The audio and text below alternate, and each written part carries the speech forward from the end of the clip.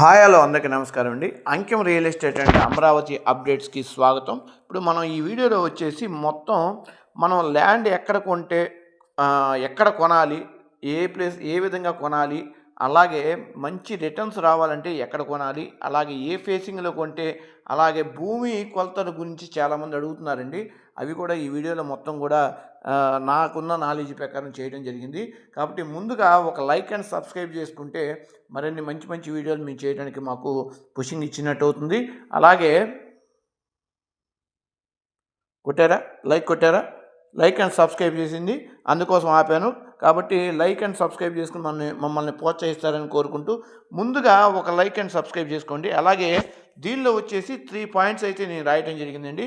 ఒకటి, investment purpose అయితే ఎక్కడ కొనాలి, తర్వాత ఇల్లు కట్టుకోవడానికి ఎక్కడ కొనాలి, వెంచర్లో కొనచ్చా లేదా, ఇల్లు కొనాలా లేకపోతే ఫ్లాట్ కొనాలా, ఇలాంటి విషయాలన్నీ కూడా డిస్కస్ చేయడం జరిగింది.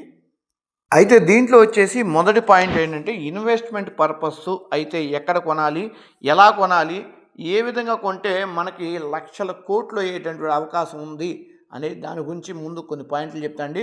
ఊరికి దగ్గరగా మనం కొనాలనుకుంటే, ఒక ఇన్వెస్ట్మెంట్ పెట్టాలంటే, ఒక ల్యాండ్కి ఎక్కడంటే కొనాలంటే మనకి ఊరు అంటే ఇప్పుడు గుంటూరు కానీ విజయవాడ ఈ రెండింటి మధ్యలో కానివ్వండి, లేకపోతే విజయవాడ గుంటూరు బాగా డెవలప్ అవుతున్న ఏరియాలు కాబట్టి వీటికి కొద్దిగా దూరంగా 1 కిలోమీటర్ 2 కిలోమీటర్ దూరంగా కొనుక్కుంటే అక్కడ దగ్గరగా హౌసులు కనుక కన్స్ట్రక్షన్ చేయటం స్టార్ట్ అవుతుందంటే దానికి కొంచెం దూరంలో రేటు తగ్గే అవకాశం ఉంది. కాబట్టి అక్కడ కొనుక్కోవచ్చు. లేదంటే మెయిన్ రోడ్డు దగ్గరగా, ఎందుకంటే ఫ్యూచర్లో అన్నీ కూడా కమర్షియల్ అయ్యేటటువంటి అవకాశం ఉంటుంది. ఎందుకంటే మెయిన్ రోడ్ అనుకోండి, దాదాపు ఇప్పుడు అంటే విజయవాడ నుంచి, సపోజ్ విజయవాడ అనుకుంటే విజయవాడ నుంచి ఒక 5 కిలోమీటర్లు దూరమైనా కూడా రేట్ ఎక్కువ ఉండే అవకాశం ఉంది.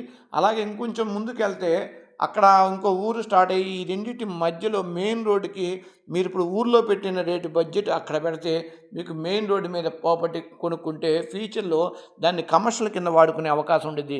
అంటే ఎలా అంటే కమర్షియల్ కంటే హోటల్స్ కానివ్వండి, అదే లాడ్జెస్, బ్యాంక్స్, లేకపోతే ఇతరత్ర కమర్షియల్ వాటికి కూడా ఇచ్చుకునే అవకాశం ఉంటుంది.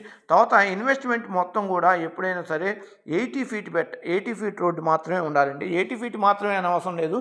80 ఫీట్ ఉంటే మీకు కమర్షియల్ ప్రాపర్టీ అవుతుంది, మెయిన్ హైవేలు కాబట్టి చాలా ఖచ్చితంగా రేట్ అయితే ద బెస్ట్ రేట్ వచ్చే అవకాశం ఉంది. అలాగే రోడ్డు ఫేసింగ్ ఉంటే చాలా మంచిది.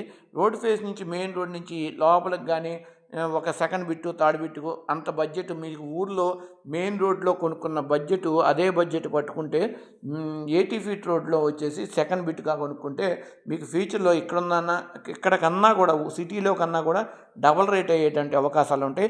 అట్లాగే రోడ్ ఫేసింగ్ ఉండాలనే పాయింట్ గుర్తుపెట్టుకోండి.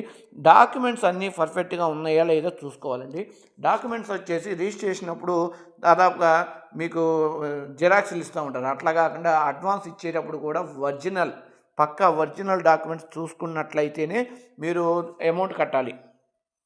ఒరిజినల్ డాక్యుమెంట్స్ కాకుండా జిరాక్స్ కనుక చూసి మీరు అడ్వాన్స్ ఇచ్చినట్లయితే పప్పులో కాలేసినట్టేనండి, ఖచ్చితంగా దెబ్బ పడుతుంది.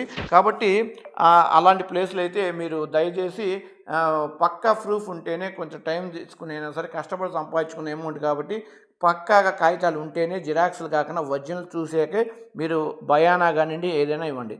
అలాగొచ్చేసి రెండో పాయింట్ వచ్చేసి ఇల్లు కట్టుకోవడానికి ఎక్కడ కొనాలి అంటే, ఇళ్ళ మధ్యలో కొనుక్కుంటే అద్భుతమండి, కాదంటలేదు. కాకపోతే దీనికి ఇళ్ళ మధ్యలో కొనుక్కుంటే ఉపయోగం ఏంటంటే ఎలక్ట్రిసిటీ, వాటర్ బిల్లు, తర్వాత ఫెసిలిటీ అన్నీ ఉంటాయి. సో మనకి ఖర్చు కూడా ఉండదు. మెయిన్గా ఏంటంటే గవర్నమెంట్ చుట్టూ తిరగాల్సిన అవసరం లేకుండా ఇంకా ఆ కాగితాలు కావాలి. అదే మీరు సొంతగా ఊరు బయట కొంచెం కట్టుకుంటే మీరు అన్నీ కూడా అన్ని ప్రాపర్టీ అన్నీ స్టార్టింగ్ నుంచి అన్నీ స్టార్ట్ చేయాలి.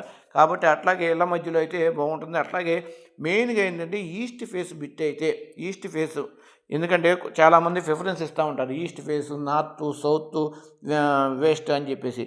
అంటే మొట్టమొదటిగా రీసేల్కి బాగుండేది మాత్రం ఖచ్చితంగా ఈస్ట్ ఫేసేనండి. ఎందుకంటే సూర్యుడు మార్నింగ్ ఇళ్లలో పడిన తర్వాత ఆ సూర్యకిరణాలకి ఆరోగ్యం కూడా బాగుంటుందని చెప్పి పెద్దలందరూ నమ్ముతారు. కాబట్టి అలాగే మనకి రీసేల్ ఎప్పుడైనా పరిస్థితి బాగోనప్పుడు అమ్ముకోవాల్సిన పరిస్థితే వస్తాయి. ఎవరైనా కొనేటప్పుడు దాదాపుగా అమ్మాలనే ఉద్దేశంతో కొనరు. కానీ రీసేల్కి కూడా ఉపయోగపడేటట్టు ఉండాలంటే మాత్రం ఖచ్చితంగా ఈస్ట్ ఫేస్ బిట్ అయితేనే ఈజీగా అమ్ముడుపోతుంది. అలాగే ఈస్ట్ కార్నర్ బిట్లు కూడా అయితే ఇంకా అద్భుతం అని చెప్పుకోవచ్చు. అలాగే మెయిన్ రోడ్డు మనం ఇల్లు కట్టుకోవాలంటే మాత్రం 33 ఫీట్ రోడ్డు ఉండాలండి ఖచ్చితంగా. ఎందుకంటే గవర్నమెంట్ రూల్స్ ప్రకారం 30 ఫీట్ రోడ్డుకి అగ్ని ప్రమాదాలు ఏమైనా జరిగినప్పుడు మన ఫైర్ స్టేషన్ నుంచి ఫైర్ ఇంజిన్ వచ్చినప్పుడు మన చుట్టూరు ఇంటి చుట్టూరు తిరగడానికి 33 ఫీట్ రోడ్డు ఉంటేనే ఇప్పుడు ప్రెజెంట్ అయితే పర్మిషన్స్ ఇస్తున్నారండి. ఇవి లేకుండా అయితే పర్మిషన్స్ ఇవ్వట్లేదు. ఎందుకంటే యాజ్ పర్ రూల్స్ ప్రకారం గవర్నమెంట్ రూల్స్ ప్రకారం ఖచ్చితంగా 33 ఫీట్ రోడ్డు ఉండాలి. తర్వాత ఈస్ట్ కార్నర్ బిట్ అయితే మీకు అంటే ఈస్ట్ కార్నర్ అని కాదు, ఏ కార్నర్ బిట్ అయినా ఊర్లో అయితేనేమో మనకి కావాల్సిన అనుకూలంగా దొరకవు కాబట్టి ఈ ఉన్న ప్లేస్ని మనకు అనుకూలంగా మార్చుకోవటమే. అదే ఊరు బయట కొనేటటువంటి అవకాశం ఉండి మనకి ఆ చేతిలో కనుక ఉన్నట్లయితే ఖచ్చితంగా మీరు ఈస్ట్ ఫేస్ని ప్రిఫరెన్స్ చేయండి. ఎందుకంటే ఎవరు నామ్స్ ప్రకారమైన హ్యాండ్లో జాతకాల ప్రకారం అదైతే పర్ఫెక్ట్గా ఉంటుంది. అట్లాగే 100% వాస్తు 100% వాస్తు వచ్చేసి అంటే కొన్నిటికి రోడ్డు పోటు ఉందా లేదా, తర్వాత వర్షపు నీళ్ళు వచ్చేసి ఈ చుట్టుపక్కల అంతా ఆగిపోయి మరుగు అయిపోయే అవకాశం ఉంది. అవి కూడా ఒకసారి చూసుకుని కొనుక్కుంటే చాలా మంచిది. అట్లాగే ఈస్ట్ ఫేస్ అయి ఉండాలి అనేది మెయిన్ పాయింట్. ఎందుకంటే రీసేల్కి 100% పక్కా ఉంటుంది. తర్వాత ఈస్ట్ ఫేస్లో మనకి కరెంట్ ఫెసిలిటీ కూడా పర్ఫెక్ట్గా ఉంటుంది. వాటర్ ఫెసిలిటీ ఉండాలి. అలాగే మూడో పాయింట్ వచ్చేసి వెంచర్లో కొనొచ్చా లేదా అని చాలామంది అడిగారండి. దాని గురించి వీడియో కూడా చేయమన్నారు కాబట్టి ఈ వీడియో చేస్తున్నాం. వెంచర్లో కొనాలంటే ఫిజికల్గా మనం వెళ్ళి కొనుక్కోవాలండి. ఎందుకంటే చాలామంది పేపర్ల మీద పేపర్లో చూసి అది 1వ నెంబర్ ఫ్లాటు, 2వ నెంబర్ ఫ్లాటు, లేదంటే 3వ నెంబర్ ఇలా చూసుకుంటారు. ఇక్కడే అడ్వాన్స్ ఇచ్చేసుకుంటారు. ఇవన్నీ జరిగినప్పుడు ఆటోమేటిక్గా ఖచ్చితంగా మోసం జరిగే అవకాశం ఉంది. ఎందుకంటే రియల్ ఎస్టేట్లో దాదాపు 90 కాదు 100% మోసాలు, 99% మోసాలే జరుగుతున్నాయి. పేపర్ మీద చూపించేది ఒకటి, అక్కడ జరిగేది ఒకటి. అట్లాగే డబుల్ రిజిస్ట్రేషన్ కూడా అయ్యే అవకాశం ఉంది కాబట్టి మీరు అక్కడికి వెళ్ళి ఎంక్వైరీ చేసుకుంటే చాలా మంచిది. అట్లాగే అమౌంట్ కట్టిన వెంటనే 100% గుర్తుపెట్టుకోవాల్సిన మెయిన్ పాయింట్ ఏంటంటే అమౌంట్ కట్టిన వెంటనే రిజిస్ట్రేషన్ కనుక చేసుకోకపోతే ఆ ఫ్లాట్ను వెంచర్లో మాత్రం వేరే వాళ్ళకి అమ్మేసుకుంటారు. మీ డబ్బులు మీకు ఇస్తానని లేట్ చేసే అవకాశాలు ఉంటాయి. అట్లాగే ఫ్లాట్ చెరువులో ఉందా, లోయలో ఉందా, లేదా గుట్ట మీద ఉందా, అసలు ఎక్కడ ఉంది, ఈ వెంచర్ ఎక్కడ వేసాడు అనేది డైరెక్ట్గా లైవ్లోకి వెళ్ళి మనం చూసుకుంటే తప్ప మనకి ఈ అంశాలన్నీ కుదరవు. అట్లాగే ఫ్లాట్ కొలతలు కాగితం మీద ఉన్న కొలతలు ఒక రకంగా చూపిస్తారు. అక్కడికి వెళ్ళినాక ఇది కాదండి ఫ్లాట్ నెంబర్ 101 కాదు మీకు చెప్పింది 2 అని చెప్తారు.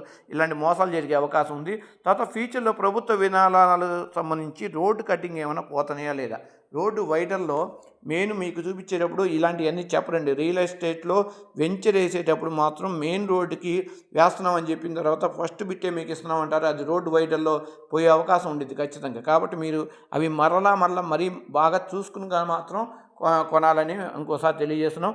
అట్లాగే ఫ్లాట్లో ఏమైనా చికాకులు ఉన్నాయో లేకపోతే ఎందుకంటే చాలామంది ఏం చేస్తారంటే కొనేసేసి వెంచర్ వేసేస్తారు, చుట్టుపక్కల ఉన్న ఏదో మెయింటైన్ చేస్తూ ఉంటారు. అప్పుడు మనం కొనుక్కున్నాక వేరే అసలు ఓనర్ వచ్చేసి ఈ ఫ్లాట్ నాది అంటే ఇతను డబ్బులు ఇవ్వడు, ఇతనేమో ఇబ్బంది పెడతారు. ఇవన్నీ జరిగే అవకాశాలు 99% ఉన్నాయి. అట్లాగే చుట్టుపక్కల రేటు మాత్రం కనుక్కోండి. వెంచర్ అనగానే డబ్బులు వాళ్ళు చెప్పినంత అమౌంట్లు కట్టద్దు. ఎందుకంటే వెంచర్లోకి వెళ్ళి ఇక్కడ చుట్టుపక్కల ముందు ఇక్కడ వీళ్ళు ఏం చేస్తారంటే 10 లక్షలు పెట్టుకొని దానికి రోడ్లు ఇవన్నీ వేయించి 2 లక్షలు వస్తే దాని మీద 3 లాభం తీసుకునే అవకాశాలు ఉన్నాయి. కాబట్టి దానికి 10 రేట్ చెప్తారు. అవన్నీ మీకు తెలియదు కాబట్టి తొందరగా మీరు ఏం చేస్తారంటే అప్పుడు ఎప్పుడైనా సరే చుట్టుపక్కల మొత్తం ఎంక్వైరీ చేసుకున్నాక అప్పుడు అడ్వాన్స్ ఇచ్చివ్వడం కానీ రిజిస్ట్రేషన్ చేసుకోవడం కానీ జరిగితే చాలా బాగుంటుంది. అదే కాకుండా ఇంకో కొలతలు కూడా అడిగారండి చాలామంది వీడియోలో. కాబట్టి ఆ కొలతలు కూడా నేను చెప్తున్నాను. 1 ఎకరం వచ్చేసి 100 సెంట్లు అండి. 1 సెంటు వచ్చేసి 48.8 గజాలు, 1 గజం వచ్చేసి 3 అడుగులు, 1 అడుగు వచ్చేసి 12 అంగుళాలు, 1 అంగుళం వచ్చేసి 2.54 సెంటీమీటర్లు, 1 ఎకరం వచ్చేసి మొత్తం కూడా 40 గుంటలుగా చెప్తారు. 1 గుంట అంటే 121 చదరపు గజాలు, 1 హెక్టార్ వచ్చి 2.5 ఎకరాలండి. 1 గొలుసు వచ్చేసి 33 ఫ్లాట్లు, 40 గొలుసు వచ్చేసి 1 ఎకరం. 1 ఎకరం ఈజ్ ఈక్వల్ టు 48.40 చదరపు గజాలు. నెక్స్ట్ వీడియోలో ఇంకా దీని గురించి పూర్తిగా విశ్లేషిస్తాను. కాబట్టి ముందుగా ఒక లైక్ అండ్ సబ్స్క్రైబ్ చేసుకుంటారని ఆశిస్తున్నాను. థ్యాంక్ యూ అన్నాడు.